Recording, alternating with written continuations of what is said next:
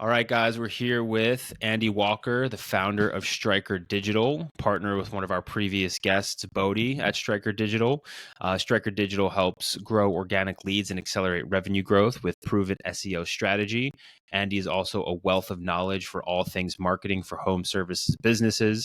So really excited to dive into his tactics for local SEO and just general broad marketing insights for the home service industry. Really happy to have you on, Andy. How are you doing today?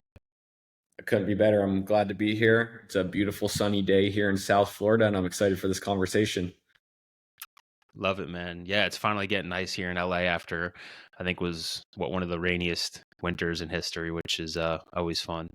But cool, man. Yeah, just to kick it off, can you give us a little background on yourself and Stryker Digital? Yeah, I'm gonna take it back to some early days because I think if somebody listens to this and they also participated in this sport, they're gonna really get it. They're gonna really understand. So, where I was raised in Pennsylvania, it's a very small rural town, but wrestling is the top sport. So they should probably do a study on where we're from because it's such a small area, but we consistently have the best wrestlers in the country and the world come out. So from my area, we have every single year we have Division I All-Americans, we have NCAA champions. We have one guy from our area who is going to be competing for a spot on the Olympic team this upcoming weekend. So wrestling was very important in my growth as a person. I didn't start later. I wasn't a great wrestler. I was an average wrestler. Typically, if you don't start at 4 years old, it's definitely you're playing a game to catch up because it's a martial art, right? But I had a really great coach, and it taught me a lot about life. The thing that's different about wrestling that really ingrained work ethic into me, and among other things, is that there's nowhere to place blame. You are out there on the mat and your results are directly correlated to your work ethic and your effort on the mat. So when you step out on the mat, you shake hands, you look each other in the eye, you're ready to go to war. This man is ready to kill you, you're ready to kill him. And once you're done, you shake hands, you look each other in the eye, you congratulate each other and go your opposite ways. But growing up in the wrestling room, I'm competing against guys who, like I said, I'm average, but these are national level competitors, top 10 kids in the country. And in the wrestling room, you might go live for 30 minutes with them and you might be getting the crap beat out of you for 30 minutes straight, but you still stand up and you come back for more every single time. So that really ingrained work ethic into me. After that, as an entrepreneur, most people listening to this can probably relate is that you don't just tread water well, you need to be moving forward. After that, I started bodybuilding. And if anyone's watching this, I don't look like a bodybuilder now. I'm the irregular average looking guy. 3 shoulder surgeries later, I don't do that. After bodybuilding, I lost my identity completely because everybody knew me as a bodybuilder from the way I looked, the way I carried myself, all the activity, all of my habits. I was a bodybuilder and I lost that. I had shoulder surgery, lost all my muscle. I didn't know where to go. So I started my first business with a former partner. It was a research as a service business. So we provided research to individual private investors and institutions on small micro cap stocks. So anything trading below $500 million. And it kind of set that to the side. I didn't think that business was as scalable. Decided to learn how to code. As I was learning how to code, it's like, well, if you're going to build a software, you need to get this out in front of people. And when you're young, you probably don't have a $20,000 a month ad budget to spend, right? So how do you get that in front of people with SEO? Met Bodie through that past business. Bodie's business led to being case study number 1 for us.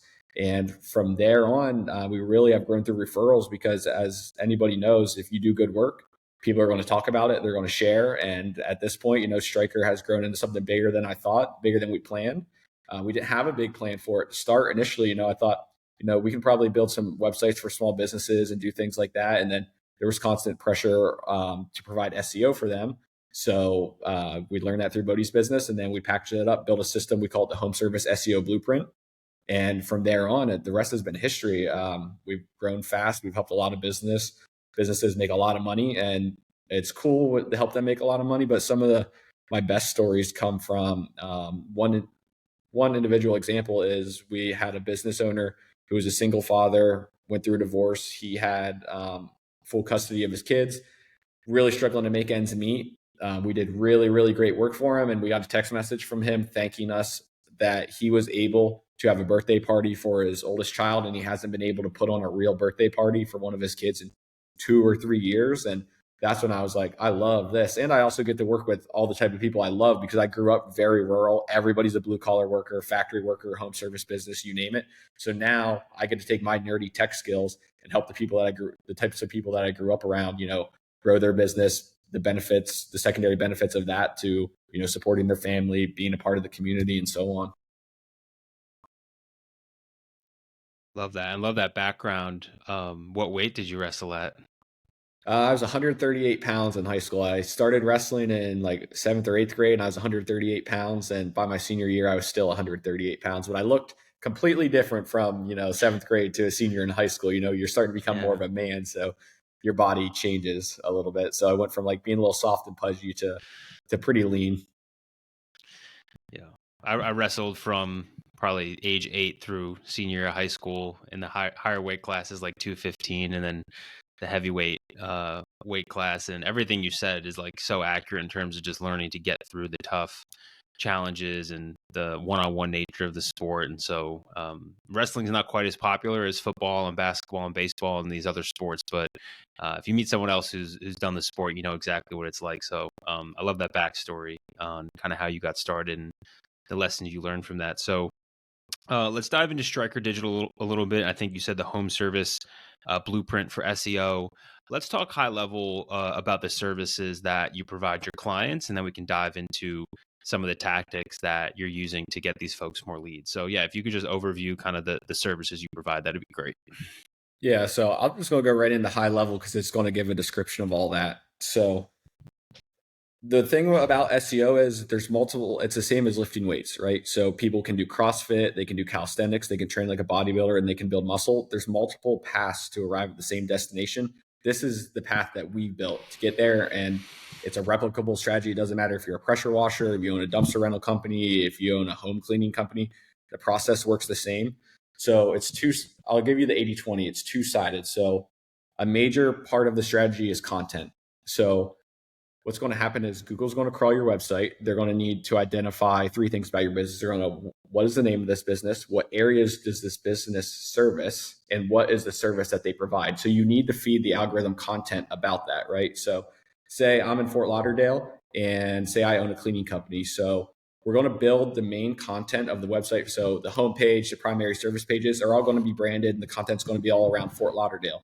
But there's locations within Fort Lauderdale, right? We want to build content around all these because I am on the team of doing everything right. I don't want to leave a single stone unturned. So within Fort Lauderdale, we have Las Olas, Pembroke Pines, Wilton Manors, Lauderdale by the Sea. There's a lot of areas within there. So we're going to build content around all of that.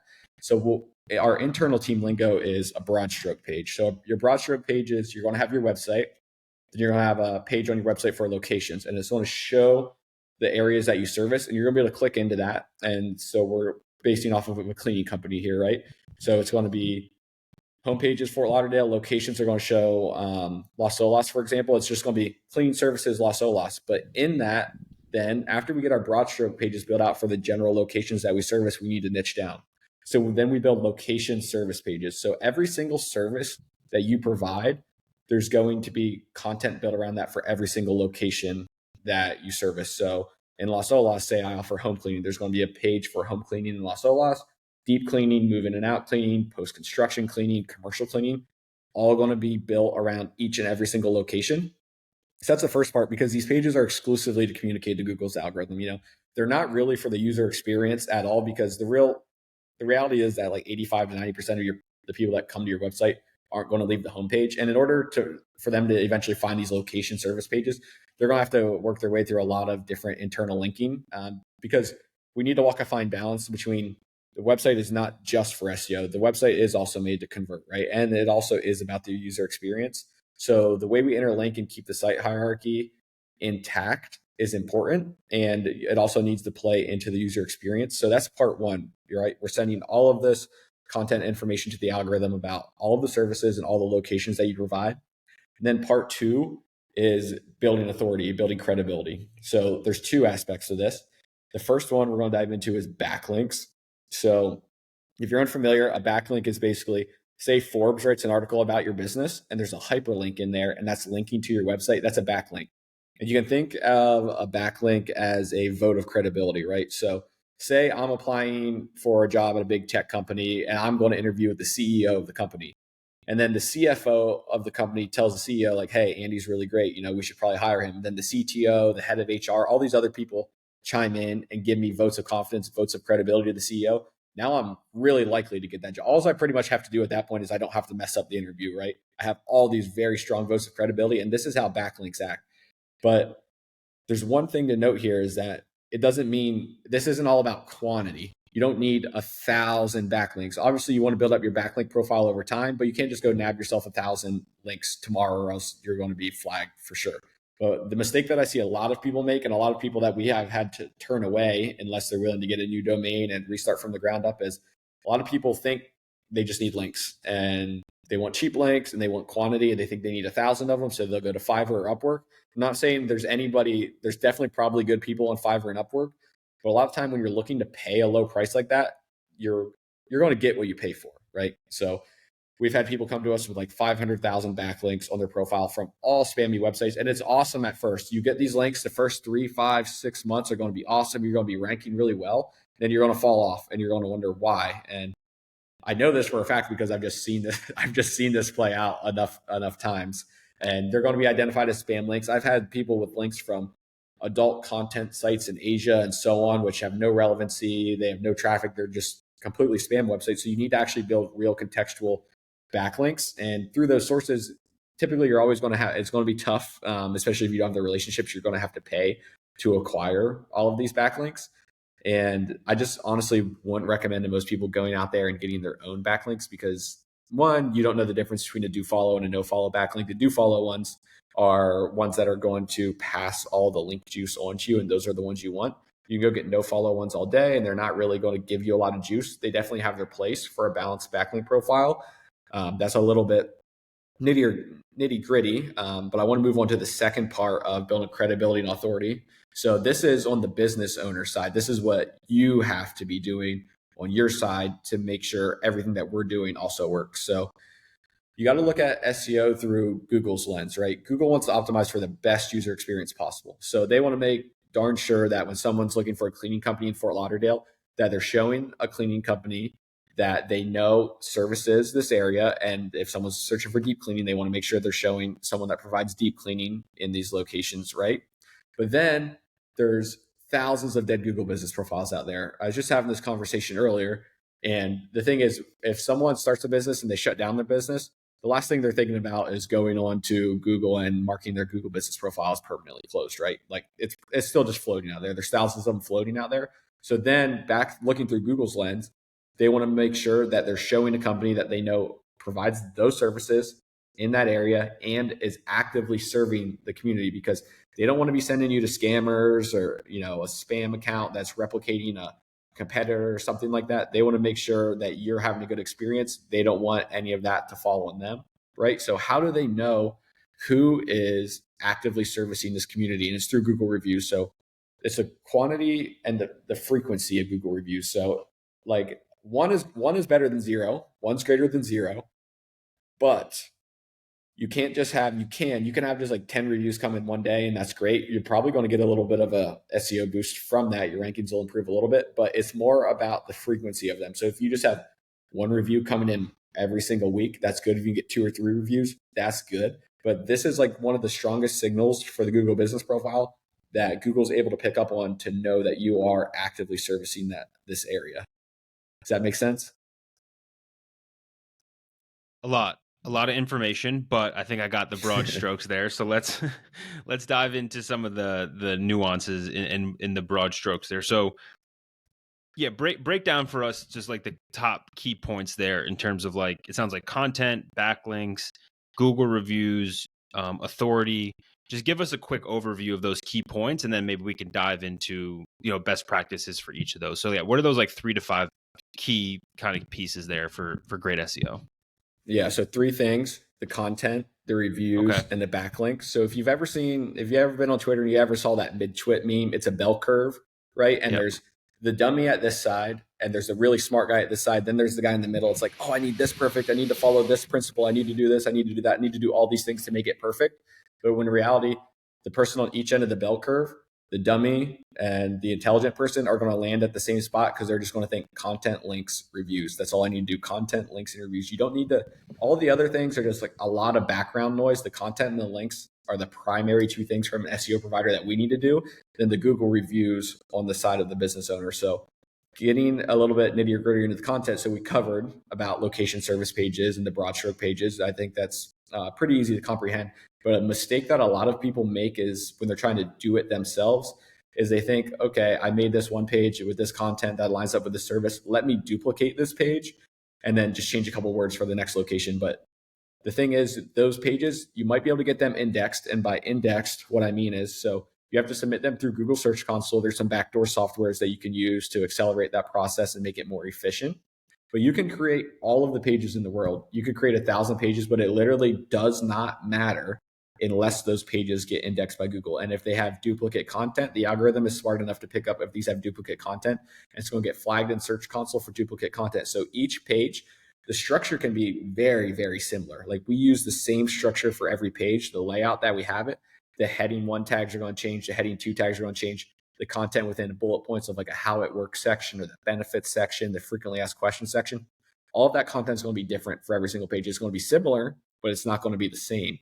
So those are the big hitters for your content. For links, it's hard to give very specific advice because I don't also want to be giving away all of our link sources because, that's part of our competitive advantage. But typically what you're going to want to look for in links is a lot of people think that, oh, I need to go get this. I need to go pay $800 for this link from Forbes, or Business Insider and whatnot. They're wonderful. They're great. But to be competitive at this level in a local community, maybe in like a New York City or in an Austin, Texas, those have more of a place in those markets. But in typical markets like suburbs and things like that, you just need to find websites that will give you a do follow link. And a do follow is just something that's written in the back end of the code. So if the people didn't write no follow versus do follow in their code, people would be spamming Facebook, they'd be spamming Reddit, they'd be spamming Twitter like crazy, trying to acquire backlinks from these websites. So all of these guys are no follow. It is good social signal to have them up there. If your pages are linked on those, they're going to be more likely to index. But really what you're looking for in a good backlink is at least a website that has like a domain rating of like 30 to 50 range is fine for a local service business. And the website generates traffic. So those are the primary indicators for a good backlink. Domain rating 30, generates traffic. It could be 1, 2, 3,000 visitors per month, but typically you don't want to be. You can, and it's still going to be beneficial. It's not going to be as beneficial if you're getting links pages with absolutely no traffic. So yeah, those are like my big two between the content and the links. And then we talked about the importance of reviews for the frequency and letting Google know that you are an active business in this community. Understood. Now that I'm learning more about backlinks, I think I'm giving out backlinks on the Workbench landing page because I'm linking to all the people we interview's website. Is that helpful for home service business owners, or is there a certain level of, is anyone posting your link quality, or does that website need to have X amount of traffic to even matter?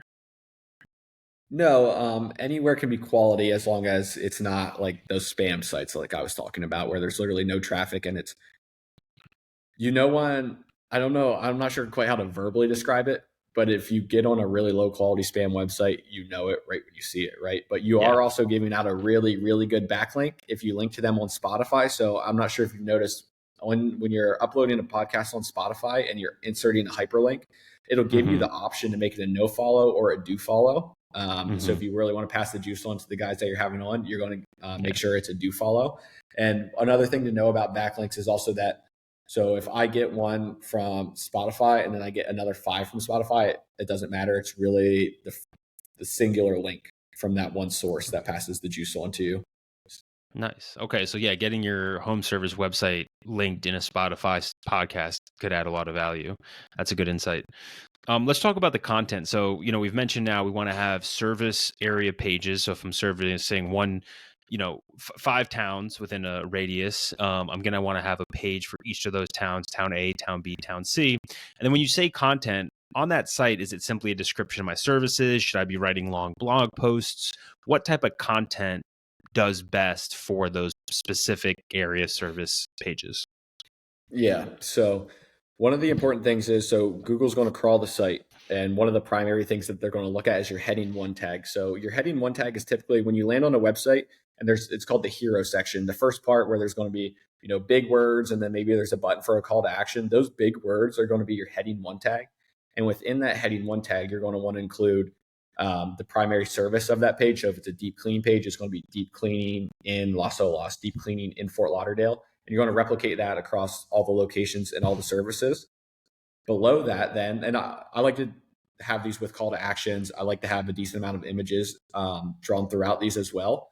After we get through our hero section, my next section comes into a Z pattern. So a Z pattern in web design is basically like either text or an image on the left, and then a text or an image on the right. Let's make it really simple. So it's going to be an image on the left, text on the right, and then down below, there's another section with an image on the left and text on the right, because naturally what's going to happen, this is just more from a conversion perspective rather than SEO perspective, but this is like something that you could know valuable for when you're building the homepage of your website, because you're going to be sending the most traffic there, is this Z pattern is how human eyes interact. So there's been true research done, nothing that I can recite and say specifically, but there's been research done with heat maps, and a lot of e-commerce guys know this information, is that your eyes are naturally going to track that image on the left side, because as humans, we naturally read left to right, to the image, to the text, down to the image, to the other text. So it's a Z pattern.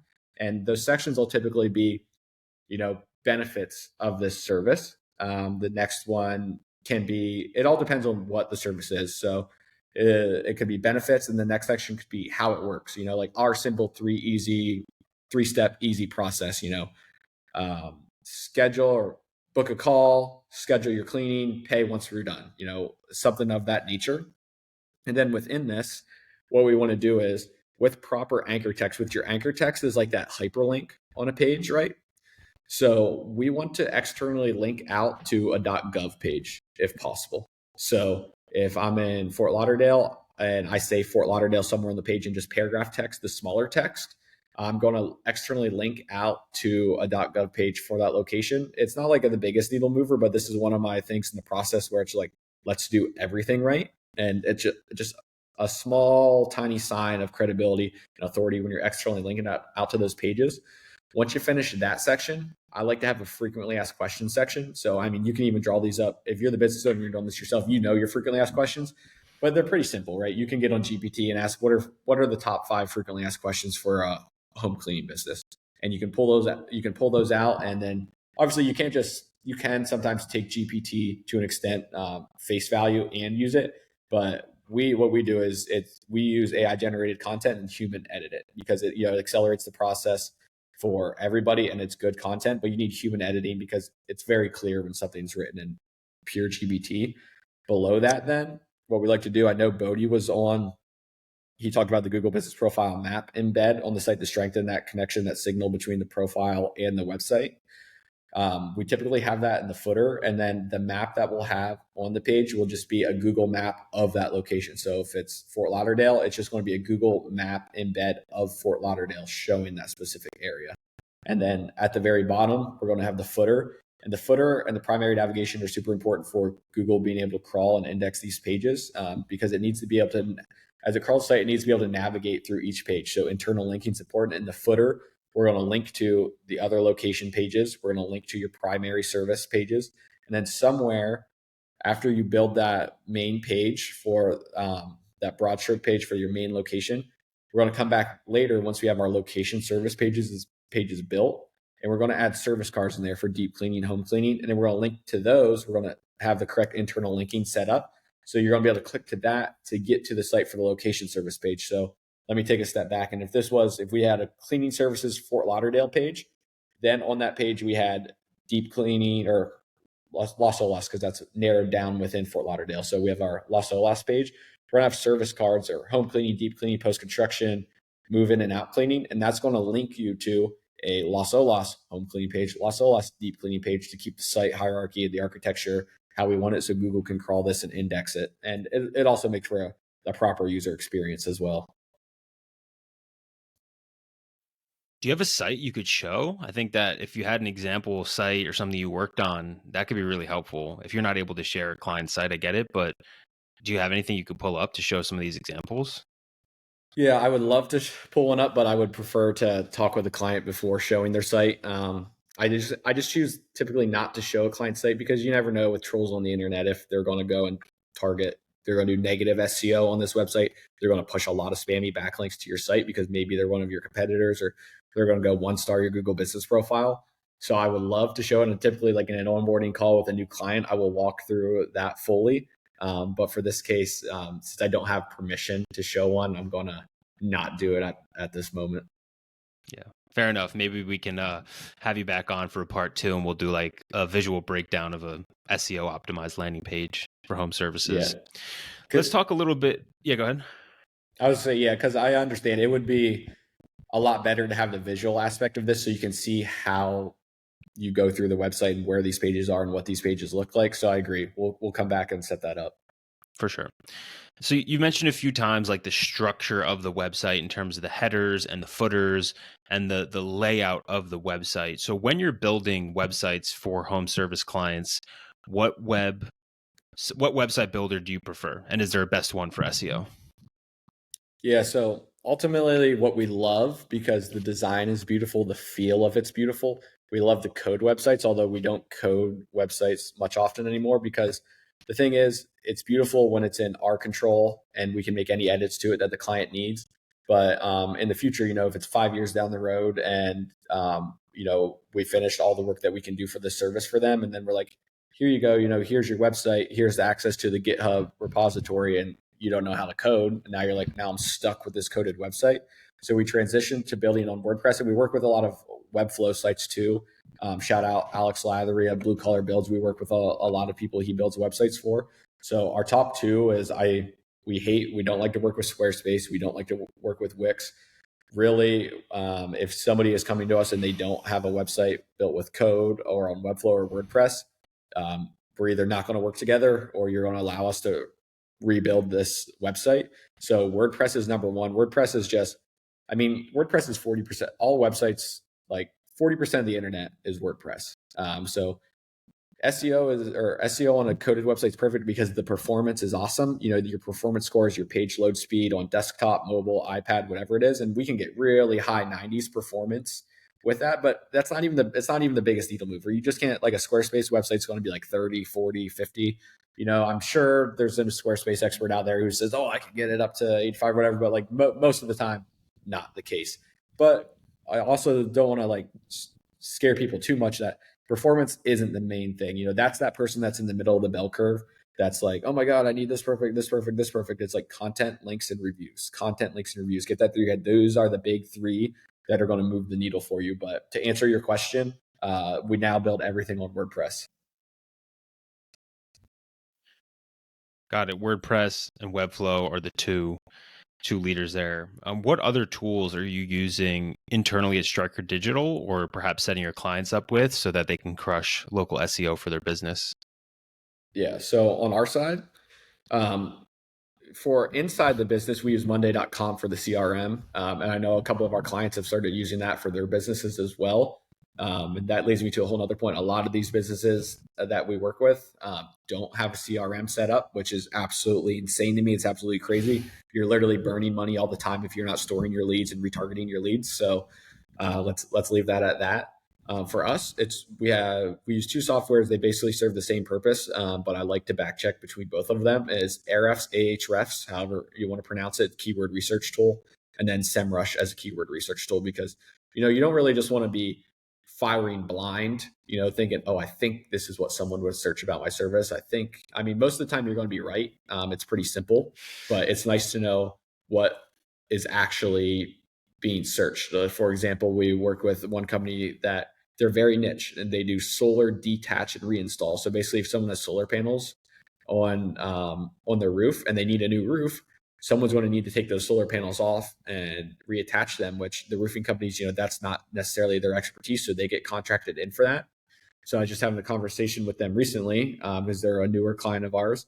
It's like, we need to build content around, because you do solar installation. It might not be the primary service or the primary thing you want to target, but that's what you do. And that's what is searched. And the mistake a lot of people make for cleaning businesses, plumbers, whatever it is, they, as a business owner, you talk about residential cleaning, commercial cleaning, but when you go look at actual search volume, nobody, when they're looking to get their home cleaned, is searching residential cleaning company. They're looking for who can clean my home, house cleaners near me, cleaning company near me. Those are the primary searches of that. So that's where we collect all of our data for on that is from Ahrefs and SEMrush. And then for a lot of our reporting, a lot of people ask us about, we share a lot of the heat maps of our clients. So we use this tool called Local Dominator, and it allows you to connect your Google business profile to it. It communicates the profile through Google's business's API. And then we can put in specific search terms that we're trying to rank for, and we can run heat maps on that to see how your Google business profile is ranking across specific locations. So that way it's a tool to track and measure progress. But then also some people need educated on, they get really down on themselves. They might run a scan and it might be showing they were previously ranking average map pack ranking of 8 for their service area for a specific keyword, and they run it at a different time and it's 15. Something to know about this is that people want to run them like every single week, but it's not statistically significant at that point to know that. Like I would say the more statistical significance of your rankings improvements are going to be on a quarterly basis from those. And let me give you an example of the way or reason that some people get down on themselves. They'll run a scan at 2 p.m. when their business hours are open on their Google business profile. They'd be ranking great. They'll try and run a scan at 8 p.m. and they'll be 20 plus. And it's because Google has specific priorities. So again, thinking through Google's lens of user experience, if you're searching for a cleaning company, it's a high intent search, and Google's going to want to show you cleaning companies that you can get into contact with now. And if your business is closed at that time, you're going to be deprioritized. They're going to prioritize businesses that are open. So if you're a service area business, it's very helpful to set maybe not 24-hour open times, but if it's like 7 a.m. to 11 p.m., because a lot of people are going to be making these searches after work. They're going to be busy during their day. They're going to be working on a construction site or whatever. They're not typically searching for this business at that time. They come home, they have a leak, they need a plumber. It's 7 p.m. They're going to be searching for the plumbers at that moment in time. So you need to optimize to win all of the searches all throughout the day. See a lot of those map packs, the screenshots on Twitter, and they're definitely they communicate a lot, and it's super powerful when you see a company. And I'll put a screenshot of one in the newsletter for those listening. And but basically, it shows you how well you're ranking for that service in your area. So if I said, Andy, I have 6 months to get my cleaning business from ranking 20th to number 1 in my local town, what would be like the couple things that you work on in that 6-month period to get me up? So one, for right back to content, links, and reviews, for sure. That is the process. But this is something that I just want to educate people on, because it's something that really upsets me about the industry as a whole. And before I get into it, I'm going to take it back to when I was a physical therapist. Something that you learn very quickly that's beneficial to your patients is education. So if someone has a rotator cuff tear and you're giving them this exercise, that exercise, and so on, and they'll make progress, they definitely will. But as soon as you educate them into the process and why they're doing what they're doing and why it benefits them, they buy in a lot more, and a light bulb goes off in their head, right? And they buy into the process and they start taking each rep more seriously. And for SEO, which is the hardest part about being someone that offers this service, is I tell this to people too. I'm like, hey, if you don't want to work with us, that's absolutely fine, no problem at all. But I just want to let you know, if somebody comes up to you and is pitching you on their SEO service and they say in X amount of months, in 2 months, 3 months, 6 months, whatever it is, I'm going to get you ranking number 1 for this keyword, you should absolutely run the opposite way. Because unless you have a crystal ball, it's truly impossible to know, because the open-ended variable is Google and when they're going to reward you for this, right? So we know exactly what we need to feed to Google. It's pretty simple between the content, links, and reviews. We know that's what we need to feed them. But the time frame that they reward you is the open-ended variable. But my typical timeline of expectations, I tell people, and it's dependent upon markets. So if you're in a rural area, 2 or 3 months might be good, might be plenty good at that point, right? But if you're in Austin, Texas, or New York City or LA, it's going to be a lot different. It's going to take a lot more time, because you're going to have businesses with domains that have been around for 20 years. They've been investing into SEO for a long time. They have a great backlink profile. They have 500, 1,000 reviews. It's going to take a lot of time to catch somebody like that. And there's just a lot of snake oil that's sold in the SEO industry in general. So we have a lot of people that come to us and, like, I just got out of this contract with these other guys for the past year. And at this point, we've already done an initial audit. We know their backlink profile. We know what content is built on their site. And it's just like, like I said earlier, there's different paths to the same destination, but I know for a fact that these are the big ones. This is the 80-20, and these aren't done. But people fall into this, home service business owners or just any local business owner, they fall into this trap because everybody knows that SEO is something that they need. Maybe they don't need, but they know they'll benefit from it. And if they have a budget to do it, they want to do it. But you definitely need to take your time to find the right people to work with, people that have case studies and that have testimonials or who are willing to work on a performance basis if they don't already have those case studies and testimonials put together. Because I've just seen that people waste a lot of money, and even more important than money is a lot of time working with these, other agencies. Not saying all of them are bad. I know plenty of great ones that I recommend people to all the time, but there's a lot of snake oil, and I just hate seeing people be taken advantage of and not, getting closer to their desired outcome. But to answer the question of within 6 months, we'd do the same thing, the content and the links. But my typical expectation of timeline to see results is 6 to 8 months, because it's something like SEO is like putting muscle in your body, right? So you're going to go work out for the next 4, 6, 8 weeks or whatever. And, you might see a little bit of change, but there's a massive delayed gratification to it. And that's why SEO is not an expense. It's an investment, because the issue for most business owners that I talk to is they're stuck in the endless loop of paying for leads. And I don't think, if you have the budget, I don't think you should ever turn off your ads. I think you should do both. I think you should have SEO and ads, because they both play their role. They're both important. There's a portion of the population that clicks on ads, and there's the portion of the population that's like me and other people that I know. We scroll right by the ads and we want to go to the organic results, and we want to see the reviews prior to picking up the phone and, calling to potentially make a purchase.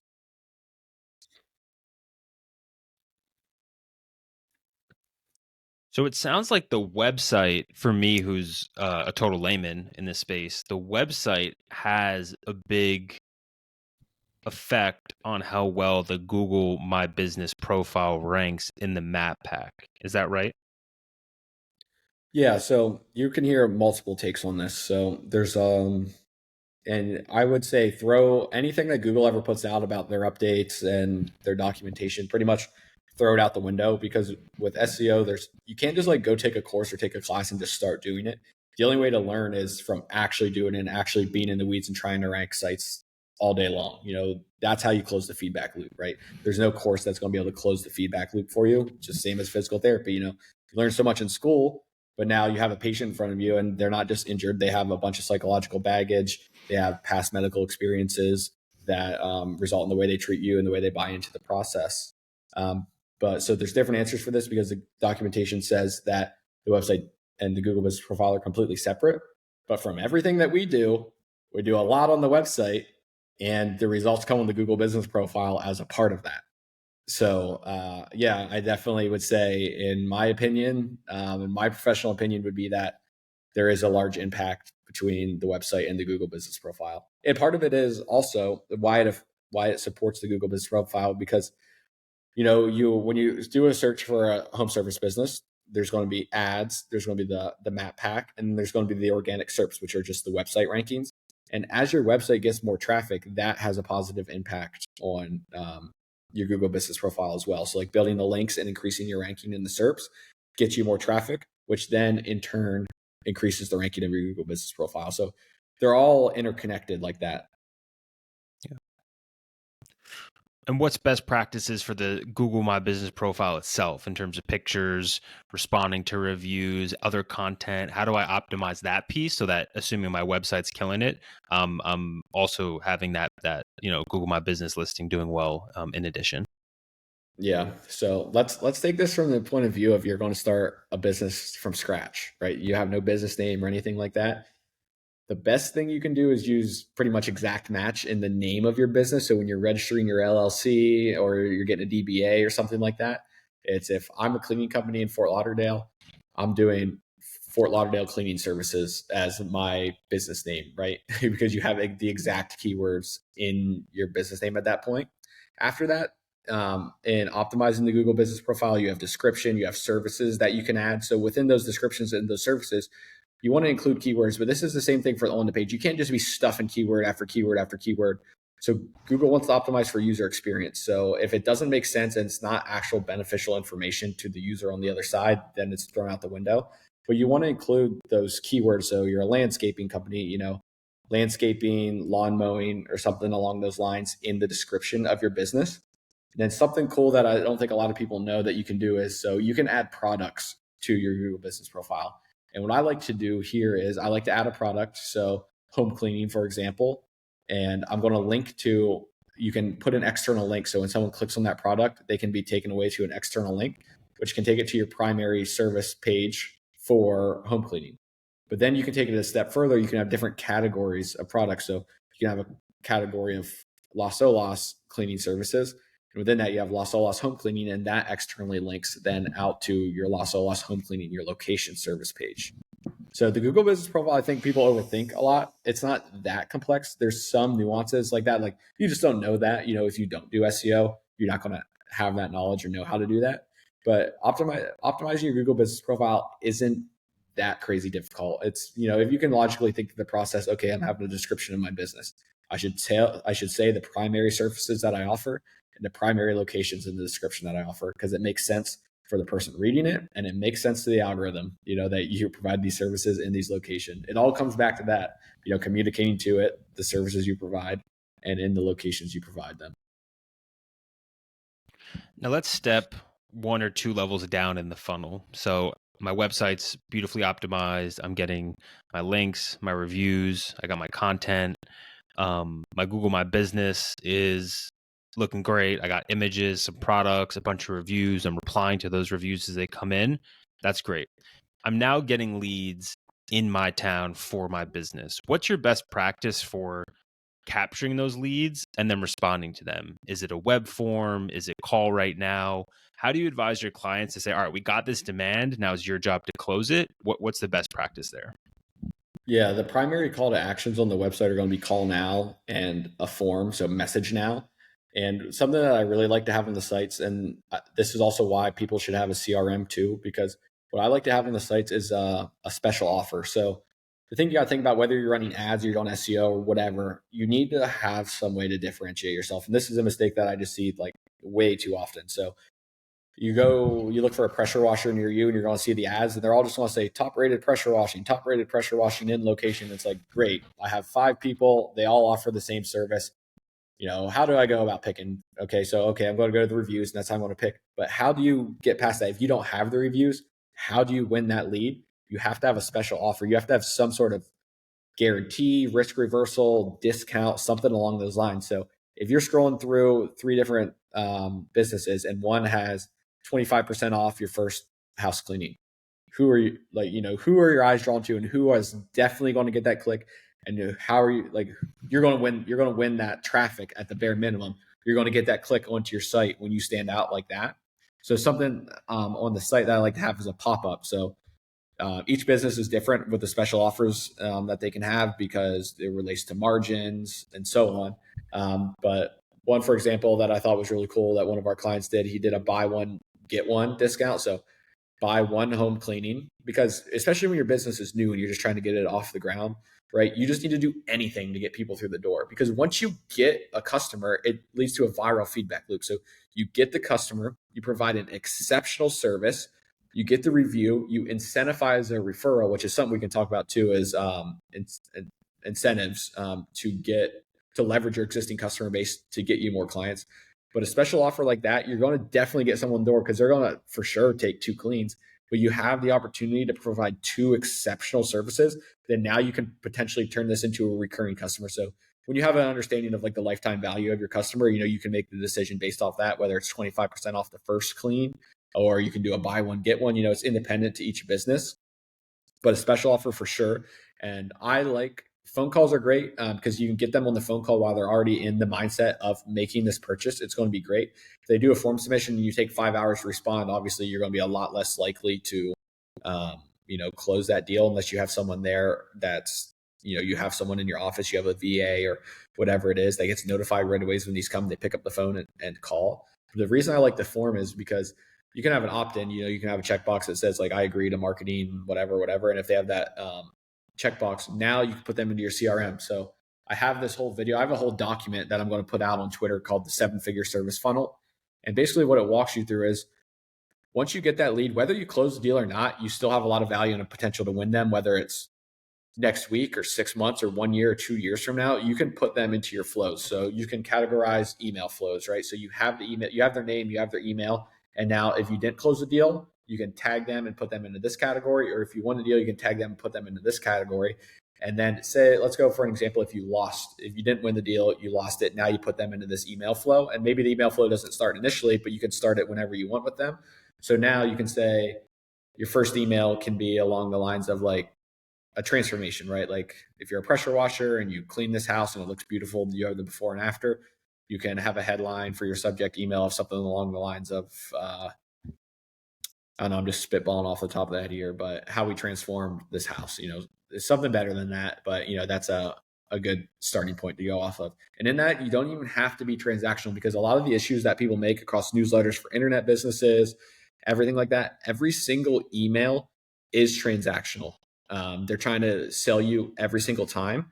And you don't want to be that. You just want to provide value and value and value, keep providing value to them to the point that they want to come to you, right? So then you can offer them in those email flows, you can offer them seasonal discounts.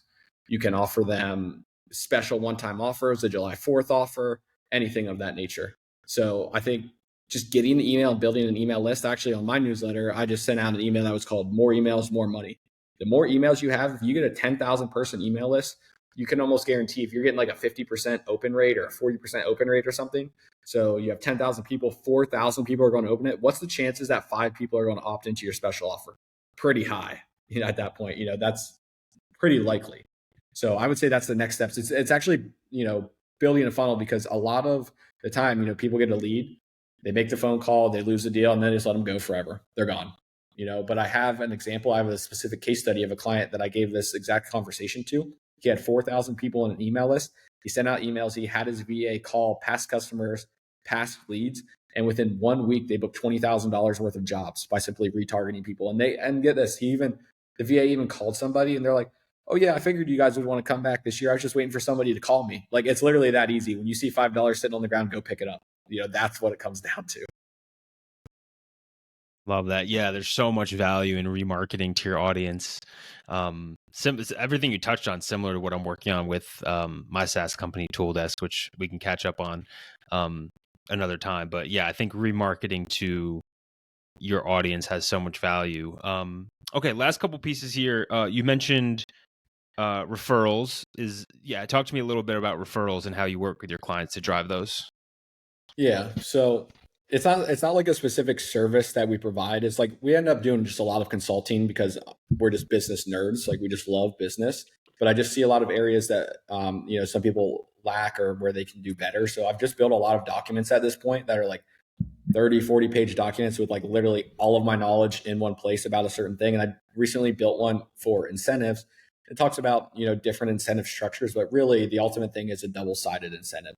So if you're cleaning someone's house and you can leave a business card there for them, which is completely not just like your business card, like, hey, this is who we are, whatever.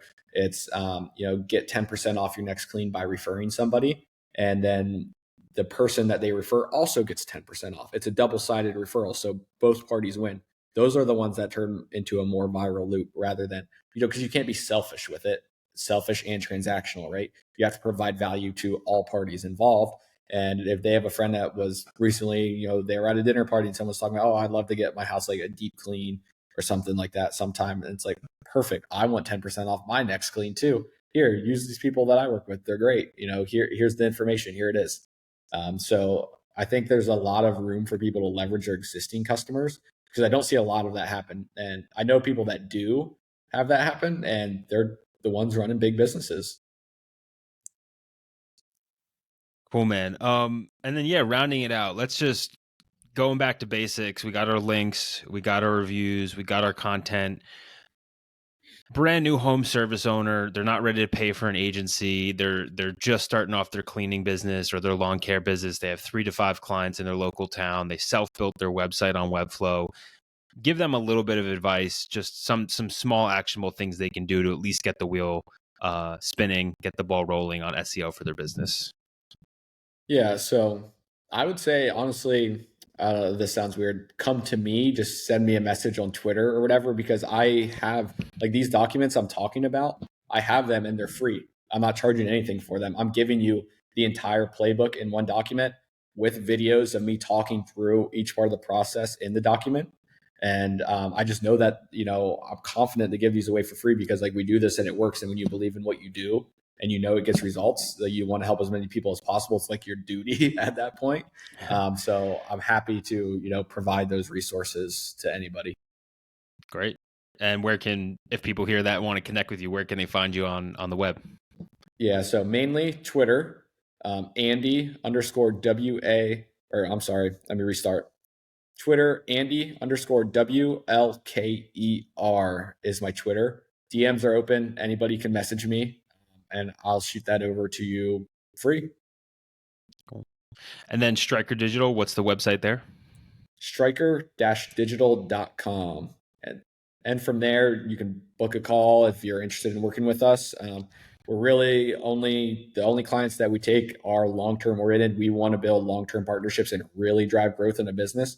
And so if you're not in that mindset or you don't have the budget to be available to invest for a significant period of time to see these results come through, then, for both parties, it's probably not the right time to do it. Because if you're only going to have to do something, you shouldn't do it at all. That's almost all of life, all of business. You shouldn't have to do it because you're going to waste your money and your time. When you're ready to really dive in and really build something great, then we're here ready for you. Love it. Andy, we appreciate you coming on. Tons of great insights and tactics here for local SEO. I think we might have to have you back on for a breakdown of an SEO optimized web page if we can get a client approval. But other than that, man, yeah, appreciate you coming on. And hope you have a good rest of your week. Awesome. Sounds good. Thank you very much.